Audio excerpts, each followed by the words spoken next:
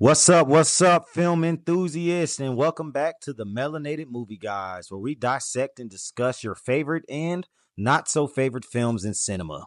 Today, we're diving into the world of The Stranger, starting with the 2008 original and then moving on to its 2018 sequel, The Strangers Pray at Night. So grab your popcorn and leave a light on. Oh, yeah, and let Dollface know Tamara is not home. I missed us. Because you were home. Let's start with the 2008 film The Strangers, directed by Brian Bertino.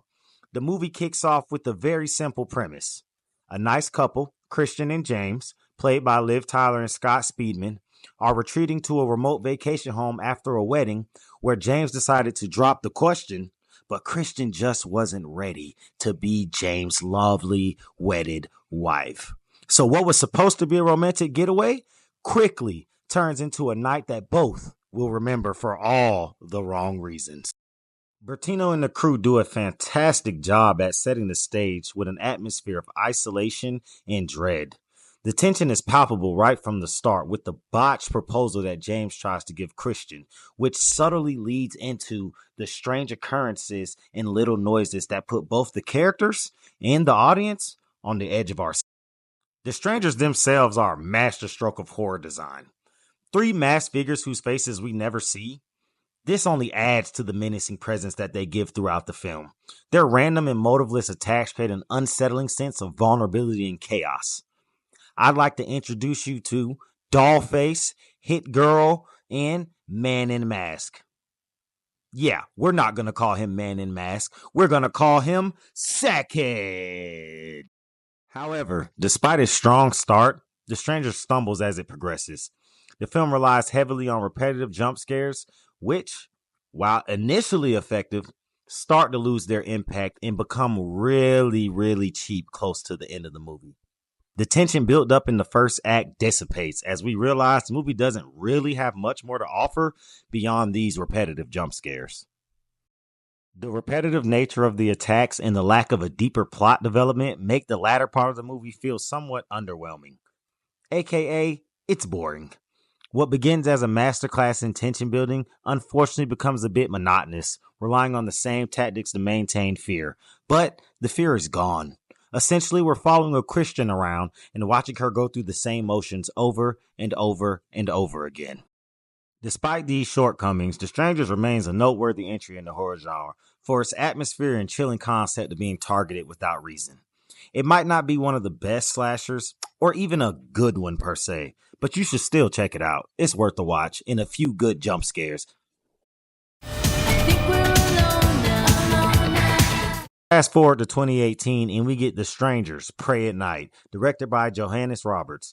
This sequel takes a different approach, leaning more into the slasher genre and bringing a stylized edge that sets it apart from its predecessor, making it a much more engaging and interesting watch. Pray at Night follows a family of four: Cindy, Mike, and their kids Kenzie and Luke, who are staying in a secluded mobile home park. It doesn't take long for our masked strangers to reappear and turn their night into a nightmare. And you know who I'm talking about, guys. Dollface, Hit Girl, and Sackhead. Oh yeah, baby. Our three people are back. Right off the bat, you can tell this film has a different vibe. It pays homage to classic 80s slashers with its neon lights, synth-heavy score, and a much higher body count. The suspense is still there, but it's coupled with much more intense and brutal action sequences. AKA, it's a real slasher this time, y'all. Roberts amps up the tension with a mix of atmospheric dread and adrenaline-pumping chases. The pool scene in particular stands out as a highlight, combining eerie visuals with a haunting soundtrack that makes it unforgettable. Shout out to Luke for actually defending himself and trying to kick some ass. The characters in Pray at Night also feel more fleshed out. Kenzie, in particular, played by Bailey Madison, undergoes a significant transformation from a rebellious teen to a determined survivor, adding an emotional depth to the film. She's a character you can actually latch onto and root for. While Pray at Night may not have the same claustrophobic tension as the original, its stylistic choices and slasher elements offer a fresh and engaging take on the story. It's a sequel that understands what made the first film scary, but isn't afraid to carve its own bloody path. It avoids the boring and monotonous, repetitive jump scares that the first film tended to fall into for a majority of the runtime. So there you have it. The Strangers franchise gives us two distinct flavors of horror: the slow-burning tension of the 2008 original and the high-octane stylized terror of the 2018 sequel. Both films have their strengths and weaknesses, but together they create a chilling experience that keeps us looking over our shoulders. Thanks for watching, and if you enjoyed this breakdown, don't forget to like, subscribe, and hit the notification bell so you never miss an update from the Melanated Movie Guys.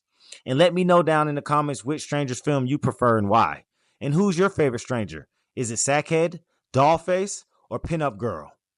Until next time, stay spooky.